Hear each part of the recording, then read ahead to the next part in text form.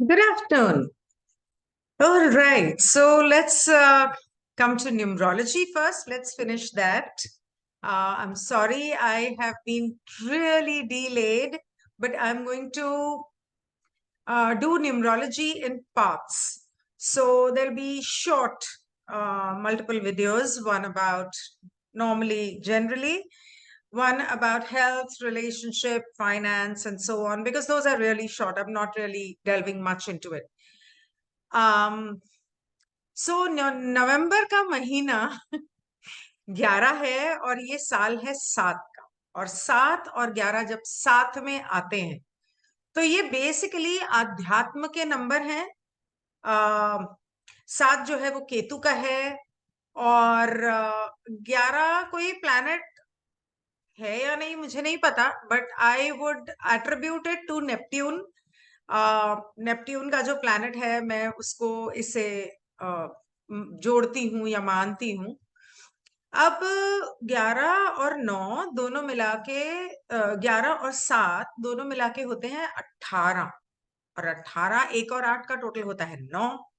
18 generally devilish number बोला जाता है, मतलब जो शैतान होते हैं ना, उनका नंबर होता है 18। 1 और 8 और टोटल 9। वैसे तो 19 भी कुछ ऐसा ही होता है, लेकिन इस वक्त हम 18 में हैं, अगले महीने हम 19 में होंगे।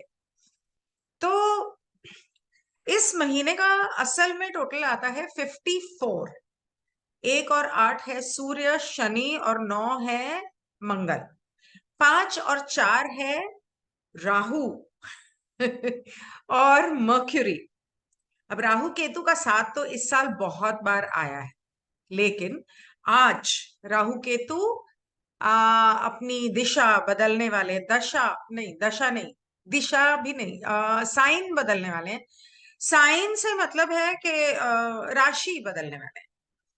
तो नजर आपको उस राशि में अगले 15-20 दिनों तक नहीं आएंगे। नजर आपको अभी भी एरीज और लिब्रा में आएंगे, लेकिन आज से उनका मीन और कन्या में एंट्री हो चुकी है और इससे बहुत कुछ बदल जाता है। राहु और केतु जो है वो 18 महीने के लिए एक साइन में रहते हैं और इससे काफी कुछ बदलता है। खैर उसके बारे में हम बात करेंगे जब हम राहु केतु के ऊपर एक सेशन करेंगे टैरो का, कि सारे साइंस पर इसका क्या असर होगा। इसके बाद अब ये जो कॉम्बिनेशन आ रहा है नंबर्स का, ये एक मेजर शिफ्ट लेकर आएगा, लोगों में जागरूकता लाएगा। और अब 18 और 9 का जो नंबर आता है 11 और 7 के साथ, अगर ये कोई और कॉम्बिनेशन होता तो शायद मैं ऐसा नहीं कहती, लेकिन क्योंकि ये 11 और 7 के साथ आ रहा है, इसलिए मैं कहती हूँ कि लोगों के, वो कहते हैं ना कि लॉ ऑफ वन में रा ने कहा था और काउंसिल ऑफ नाइन में भी, ओनली प्लैनेट ऑफ चॉइस में भी काउंसिल ऑफ नाइन ने कहा है कि अगर आपने वो वीडियोस नहीं देखे तो आपको देख लेने चाहिए, मेरे चैनल गिनिया नेजा पर हैं। तो आमतौर पर मैं कहती कि ये बहुत ही बुरा नंबर है, लेकिन क्योंकि ये 11 और 7 के मिलाप से हो रहा है, इसका मतलब ये है कि जैसे उन किताबों में कहा गया और उन दिव्य शक्तियों ने कहा कि जागरूकता जो है वो लहरों में आएगी। ये समय है दूसरी लहर का। मेरे ख्याल एक दो लहर तो हो चुकी है, एक हो चुकी है, अब दूसरी लहर।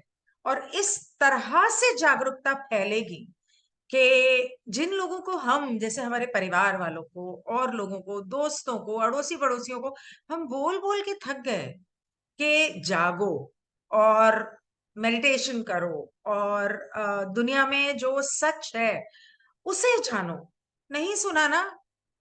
अब सुनेंगे। अब ऐसे सुनेंगे कि यहाँ तक कि जो गरीब लोग भी हैं, जो झोपड़ियों में रहते हैं, जो आपके घरों में काम करते हैं, या आपके जो उस तबके के लोग भी जो हैं, वो भी जागना शुरू हो जाएंगे।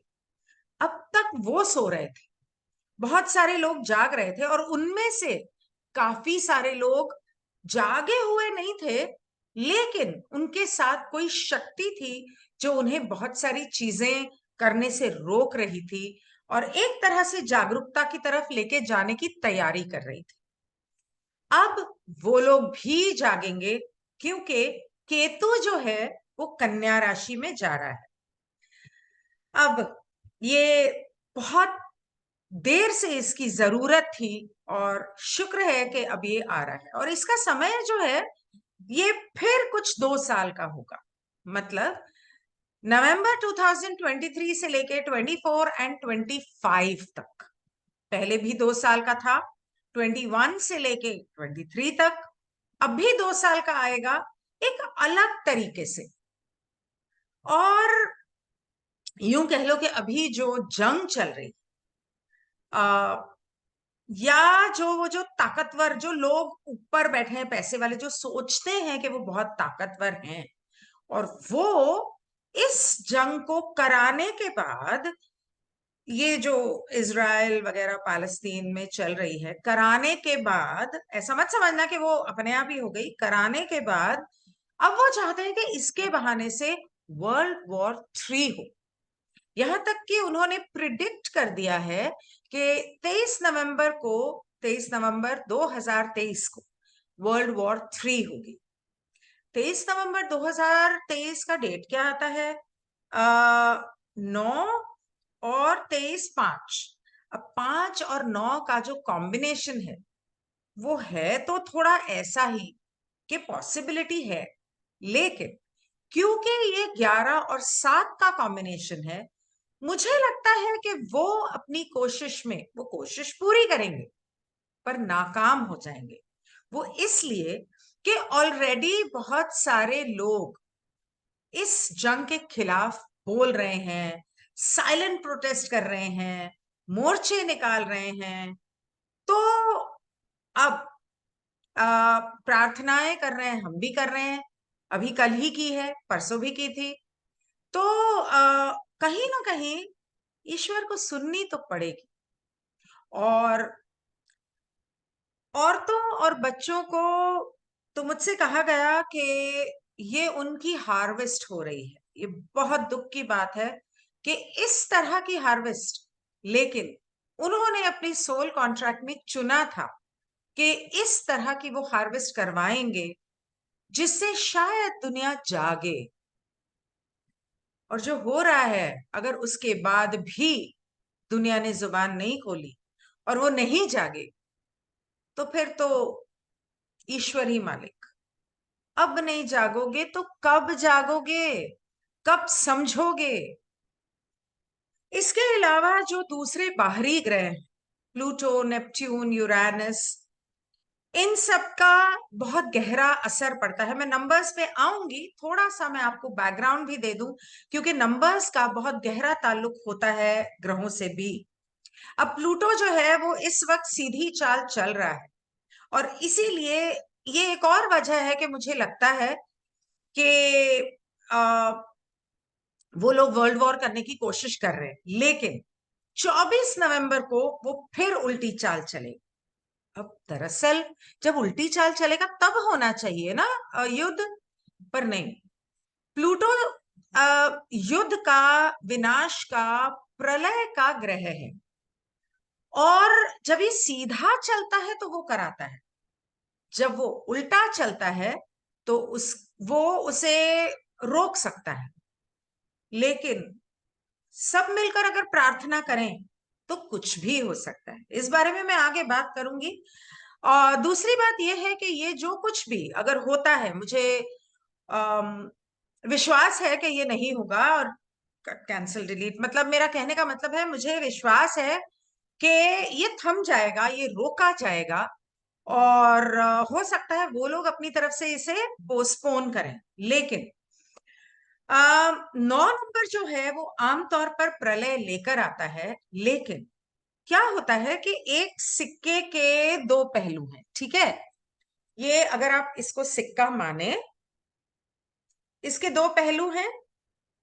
अगर ये ऐसे खड़ा होता है तो 50-50, सॉरी, लेकिन जब हम इसे उछालते हैं तो ये एक तरफ तो गिरेगा ना। अगर आप नेगेटिव वाली एनर्जी को आ, मतलब पॉजिटिव वाली एनर्जी के ऊपर काम करोगे तो नेगेटिव वाली दब जाएगी। मतलब अगर सिक्के को ऐसे रखोगे तो ये तो नहीं है ना, यही है, तो इसकी ऊर्जा जो है वो फैलेगी, इसके हिसाब से सब होगा। तो इसके हिसाब से क्या है, इसके हिसाब से हम क्या कर सकते हैं?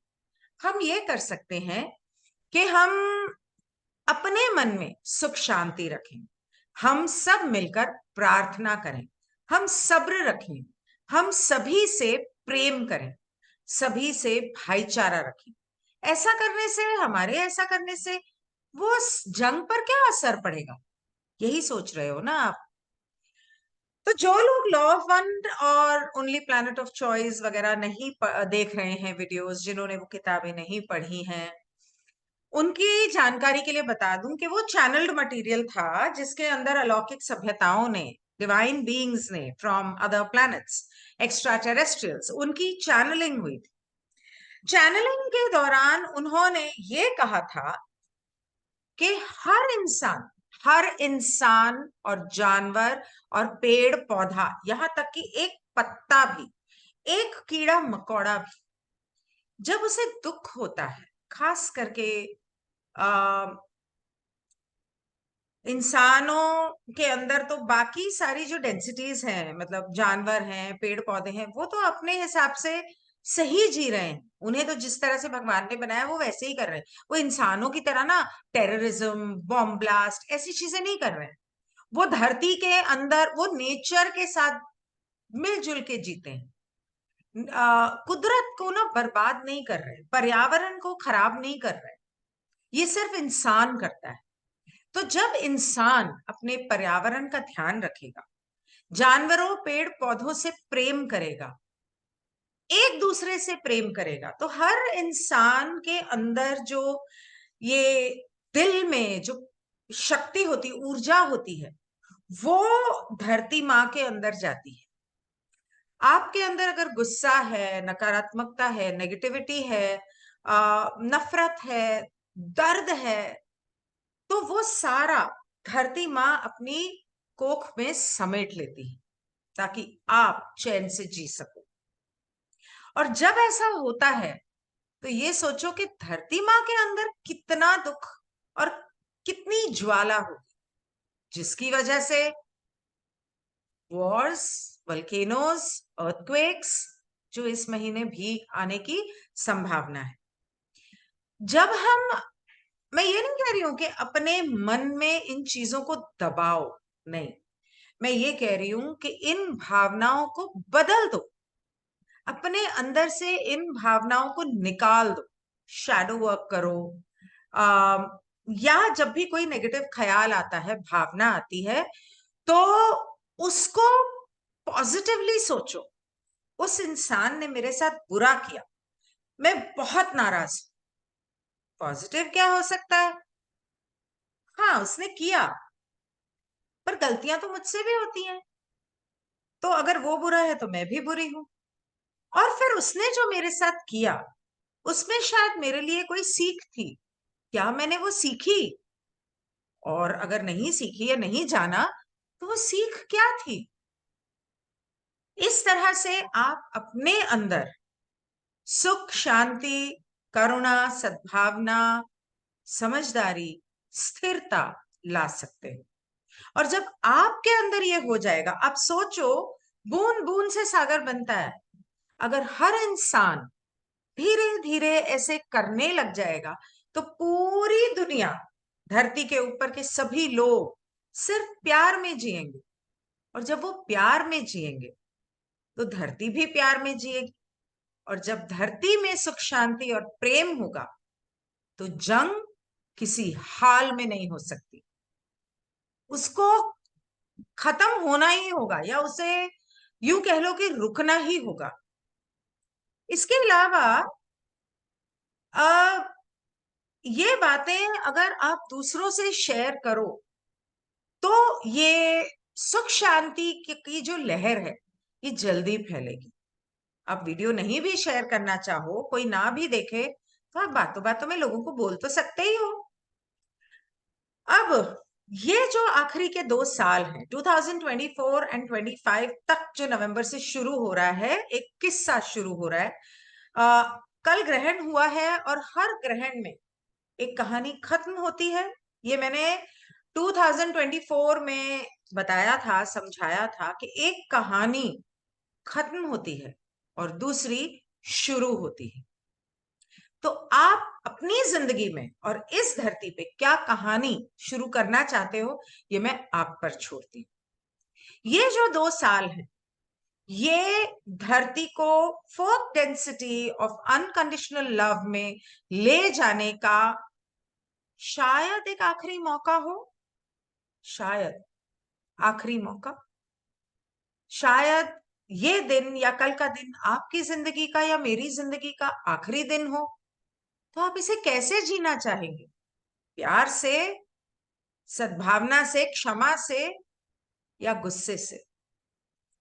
तो इस वक्त आपको चुनना है कि आप क्या सिर्फ अपने लिए जीना चाहते हो या सारी जिंदगी जो अपने लिए जिए, अब थोड़े से दूसरों की सेवा और अच्छे कर्म और मेडिटेशन करके, ईश्वर से जुड़ के अपने आने वाला समय, चाहे वो लंबी जिंदगी है या अगला जन्म, संवारना चाहते?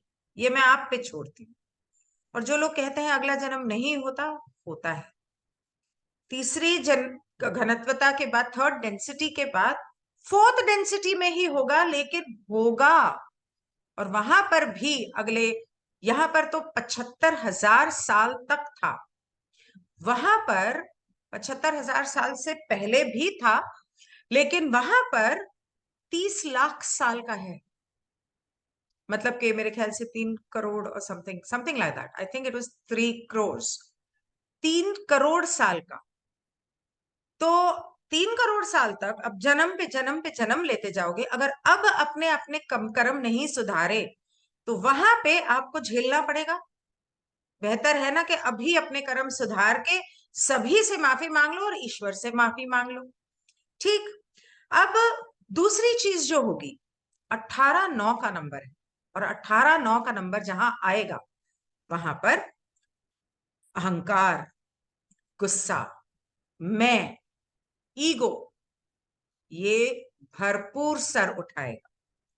जो नकारात्मक सोच के लोग हैं, नकारात्मक शक्तियां हैं, उनका सबसे पावरफुल वेपन, उनका सबसे बड़ा हथियार पता है क्या है दुनिया को तबाह करने का? आपका ईगो। मेरा भी, मतलब कि हम सभी का।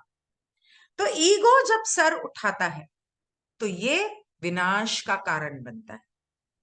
तो ईगो आपके तबीयत कैसे खराब होगी, रिश्ते कैसे खराब होंगे, काम कैसे खराब होगा, ये सब पे मैं अगले वीडियो में आऊंगी।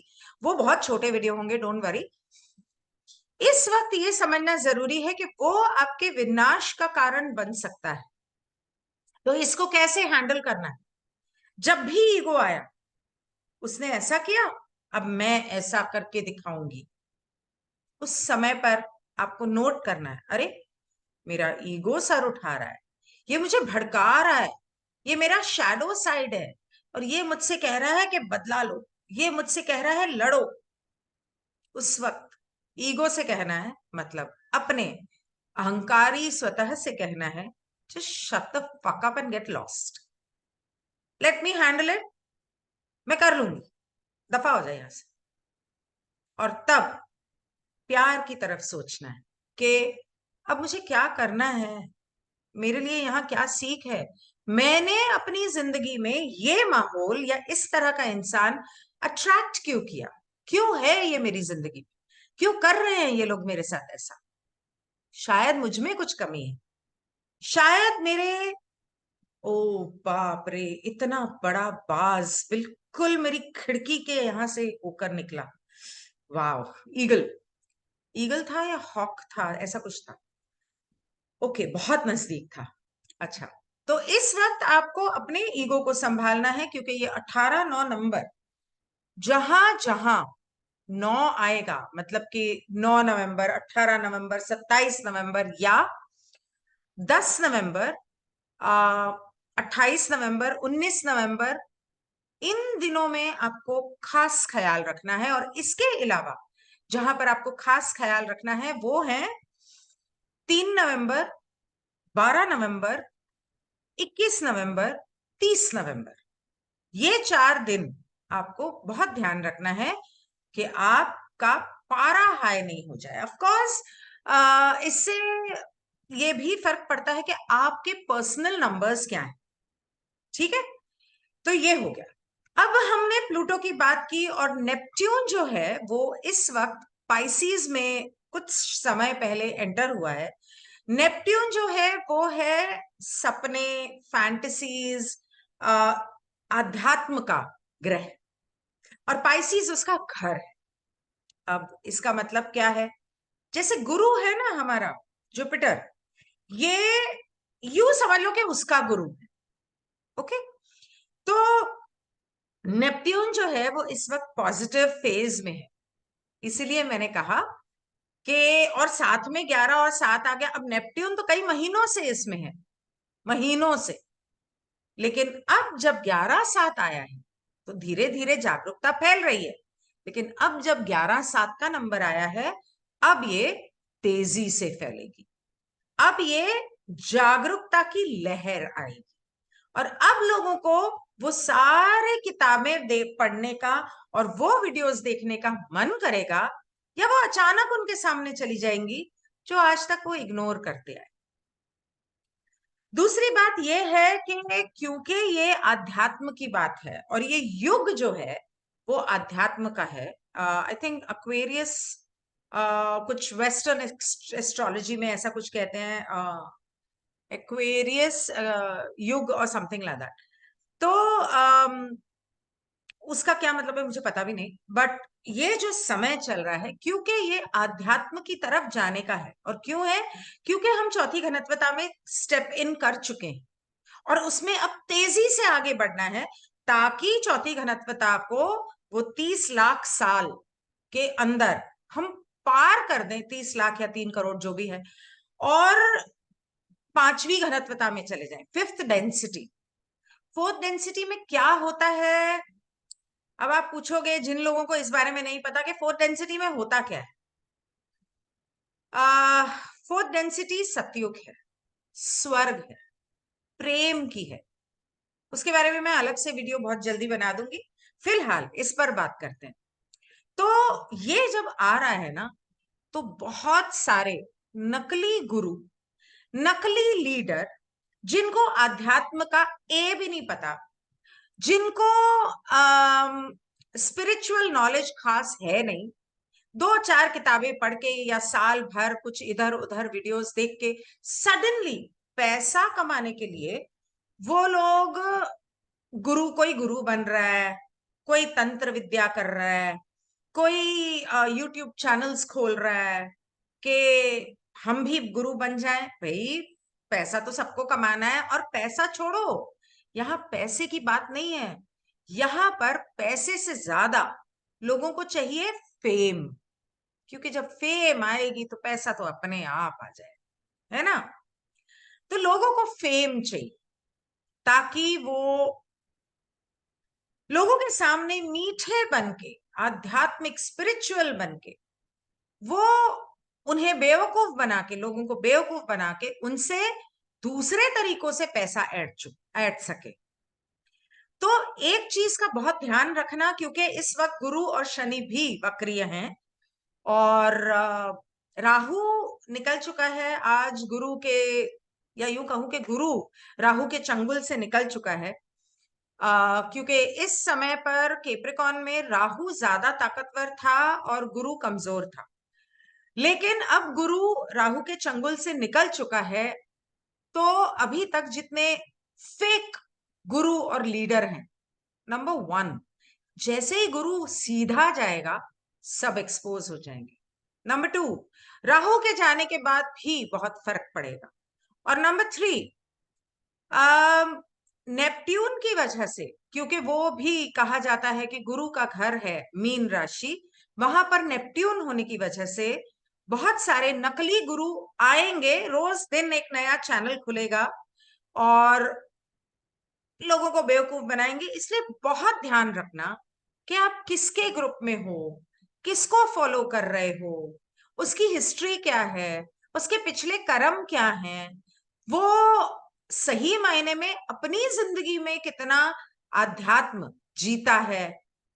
तो इन बातों का ध्यान रखना। हाँ, ऐसे ही किसी की मीठी मीठी बातों में आकर या 4 यूट्यूब के ऊपर बातें सुन के उनकी बातों में आकर उनके चंगुल में मत फंस जाना। उसके अलावा यूरानस, यूरानस जो बाहरी ग्रह है, ये 3 ग्रहों की बात मैं खास करके इसलिए कर रही हूं क्योंकि ये 3 ग्रह जो होते हैं ये जेनरेशंस बदल देते हैं, ये पूरी पीढ़ी में बदलाव लाते हैं, ये पूरी धरती पे बदलाव लाते हैं। एक इंसान की जिंदगी में बदलाव नहीं लाते क्योंकि एक राशि में कई सालों तक रहते हैं, 100, 200, 250, 50 इस तरह से। तो क्या ये बदलाव लाएंगे एक इंसान की जिंदगी में? लेकिन धरती की जिंदगी में, क्योंकि वो भी तो एक जीवित है, उसकी जिंदगी में बहुत बदलाव लाते हैं। और इस समय पर जब अध्यात्म, जंग, वर्ल्ड वॉर, आर्टिफिशियल इंटेलिजेंस, क्या कहते हैं उसको, डिजिटल मनी वगैरह जब आ रहा है, तो आपको इन चीजों का बहुत ध्यान रखने की जरूरत है कि इन चीजों में मत फंसना। दूसरी चीज जो हुई है वो है जेंडर आइडेंटिफिकेशन। पागल हो गई है दुनिया, मतलब हद से ज्यादा। उनको समझ में ही नहीं आ रहा कि वो क्या कर रहे हैं। जो पैदा वैसे होते हैं, मतलब कि हिजड़े पैदा होते हैं, वो होते हैं, वो दोनों जेंडर्स के हिसाब से होते हैं, पर बाकी तो वैसे नहीं होते। वो तो बचपन में सेक्सुअल अब्यूज की वजह से ऐसे बनते हैं। तो आप उसे सही तो कर सकते हो। और ये मेडिकली प्रूवन है कि दुनिया भर की बचपन में पैदा होते ही बच्चों को सुइयां लगाने की वजह से बच्चे बड़े होते होते इस तरह से हो गए। तो उसको सही भी तो किया जा सकता है, कोशिश तो की जा सकती है। और नहीं तो कोई बात नहीं, लेकिन मतलब कुछ चीजें हद पार कर रही। तो ये सब इन ग्रहों का असर है। यूरानस भी इस वक्त वक्रीय है और वो ग्रह है सोशल रिफॉर्म्स का, कि दुनिया में, हमारे समाज में क्या बदलाव लाने की जरूरत है, किन लोगों को इकट्ठा करने की जरूरत है। तो एक तरफ नकारात्मक शक्तियां इकट्ठा हो रही हैं, तो दूसरी तरफ उनको रोकने के लिए सकारात्मक आम इंसान को इकट्ठा होने की जरूरत है, जागने की, जगाने की जरूरत है। तो ये होगा जैसे ही यूरानस जो है वो, भगवान करे कि बहुत जल्दी सीधी चाल चले, तब लोग इकट्ठे होने शुरू होंगे और बहुत सारी बातें बदल जाएंगी। अब जहां तक मुझे याद है, यूरानस आर्टिफिशियल इंटेलिजेंस का भी ग्रह है। इसलिए इस समय पर artificial intelligence, technology, modernisation, digitalisation के नाम पर जो कुछ भी हो रहा है, सब आपसे आपकी स्वतंत्रता छीनने के लिए हो रहा है और गलत हो रहा है। मतलब बहुत सारे लोग नहीं मानेंगे, अरे कंफर्ट लेवल है यार, मतलब बैठे बैठे फोन पे सब हो जाता है। आपने सिर्फ उसकी एक पॉजिटिव चीज देखी है, उसके बाकी 10 नेगेटिव चीजों के ऊपर थोड़ा सा ध्यान दोगे तो कभी हाथ नहीं लगाओगे उन चीजों। तो इस तरह बहुत सारी चीजें हो रही हैं जो इंसान को बंदी बनाने के लिए, उनकी आजादी छीनने के लिए, उनको गुलाम बनाने के लिए और उनको इस धरती से हमेशा हमेशा के लिए खत्म करने के लिए की जा रही है, जैसे 15 मिनट सिटीज। उसके बाद अब हम आते हैं नंबर्स पे। इन चीज बातों का ताल्लुक इस नंबर 18-9 से बहुत गहरा था, इसलिए मुझे इतना समझाना पड़ा। अब आते हैं नंबर्स पे। तो 18-9 जो है वो बहुत ही पैशनेट, अग्रेसिव एटीट्यूड वाला नंबर, मतलब कि हिंदी में कैसे कहेंगे, पैशन, मतलब उत्साह एक तरह से, लेकिन गलत की तरफ, गलत चीजों की तरफ, और गुस्सा, बात बात पे झगड़ा करना, बहुत ही घमंड में रहना, उस चीज का नंबर है। और ये लोगों को, जैसा मैंने अभी थोड़ी देर पहले समझाया, कि आपकी मर्जी है, आपकी चॉइस है कि आप उस नंबर के कौन से पहलू की तरफ झुकाव अपना करते हो। 11 और 7 के हिसाब से, क्योंकि ये दो नंबर बहुत आध्यात्मिक हैं, बहुत सारे लोग रेट्रोस्पेक्टिव और कॉन्टेम्पलेटिव फेज में चले जाएंगे। मतलब के मेडिटेशन में चले जाएंगे, अपने आप को जानने के लिए, ईश्वर को जानने के लिए, जिंदगी को जानने के लिए उत्सुक होंगे और जानना चाहेंगे, और सच की तलाश में निकलेंगे। बहुत सारे लोगों के भूलने का पर्दा वो भेद देंगे। ये एक महीना है जब आप ऐसा कर सकते हैं। एक महीना क्या, इससे आने वाला आगे का कुछ समय। तो जिन लोगों को भूलने का पर्दे का नहीं पता है, वो लॉ ऑफ वन के वीडियोस देख लें, उन्हें पता चल जाएगा। हमारे दिमाग में यहाँ सबकॉन्शियस माइंड और कॉन्शियस माइंड में एक पतली पतली सी झिल्ली होती है, जो भूलने का पर्दा जिसे कहा जाता है, जिसे आप भेद दो अगर, तो आप अपनी सारी पुरानी पिछले जन्म देख सकते हो, ब्रह्मांड के किसी भी कोने में ट्रैवल कर सकते हो, किसी से भी टेलीपैथिकली बात कर सकते हो। तो ये होगा।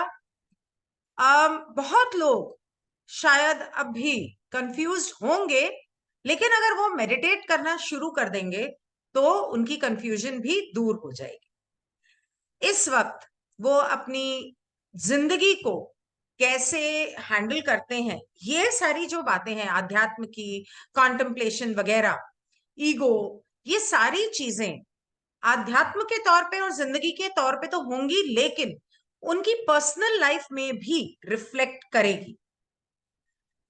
तो जब मैं कहती हूँ कि पर्सनल लाइफ पे रिफ्लेक्ट करेगी, मतलब कि अगर वो कॉन्टेम्पलेशन, रेट्रोस्पेक्टिव, जैसे मैंने अभी थोड़ी देर पहले समझाया कि ग्रहों के हिसाब से या अध्यात्म के हिसाब से ये जागरूकता की एक और लहर है, तो इसमें पहले आपको जागना है, और जागने के लिए पहले खुद को समझना है।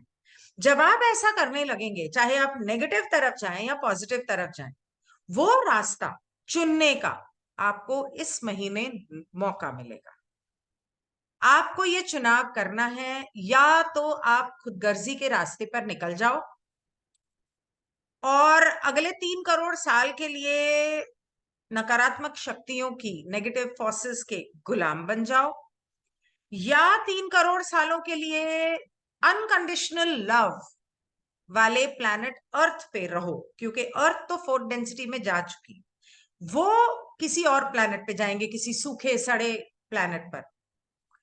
और अगर आप बीच में अधर में अटके रहे और आपको समझ में नहीं आया कि मैं क्या करूं क्या नहीं करूं, तो फिर आप किसी और ग्रह पर थर्ड डेंसिटी की लाइफ, जहां पर भूलने का पर्दा भी होगा, शरीर भी होगा, पर ऐसा नहीं होगा, पता नहीं कैसा होगा, उस तरह की जिंदगी जिएंगे। बेहतर है, आपको मौका मिल रहा है, अपना रास्ता चुन लो, क्योंकि चुन लोगे तो थर्ड डेंसिटी से कम निकल जाओगे।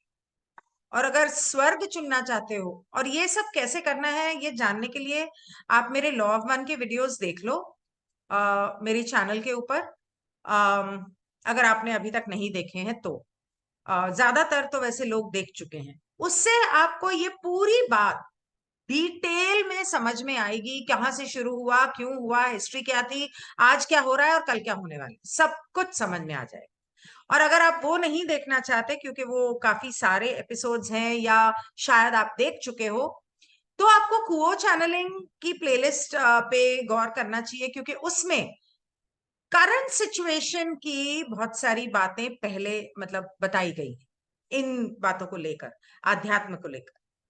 तो ये था जनरल न्यूमरोलॉजी। बहुत लंबा था ना।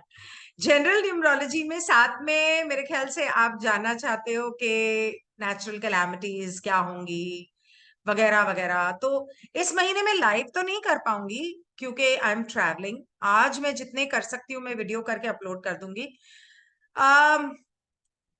लेकिन ठीक है, नेचुरल कैलामिटीज वो जनरल टैरो इस महीने होगा लेकिन देर से होगा, 8 9 10 तारीख के बाद या दिवाली के बाद। तो it doesn't make any sense.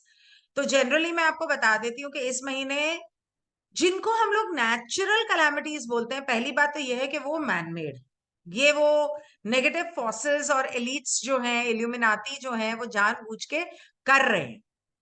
अब ये कौन से होंगे? ये होंगे वल्केनो, अर्थक्वेक, फायर, आग लगना जगह जगह, जंगलों में वगैरह वगैरह, इधर उधर बहुत सारी जगह पर। 75,000 साल पहले जब प्रलय आया था तब भी आग लगी थी और बाढ़ आई थी। जो नोआज़ की स्टोरी है वो सच है। और ऐसे टाइम पर उस जमाने में जो बड़े बड़े विशाल काय पेड़ होते थे वो पेट्रिफाई हो गए। पेट्रिफाई मतलब पत्थर बन गए। और उसके अलावा भी बहुत सारे ऐसे पॉकेट्स हैं धरती के ऊपर जहां पर आ, हर चीज किसी एक पर्टिकुलर केमिकल की वजह से तुरंत ही पत्थर हो जाती है। ये कहानियां हमने पौराणिक कहानियों में सुनी है, पर ये सच में होता है, झूठ नहीं।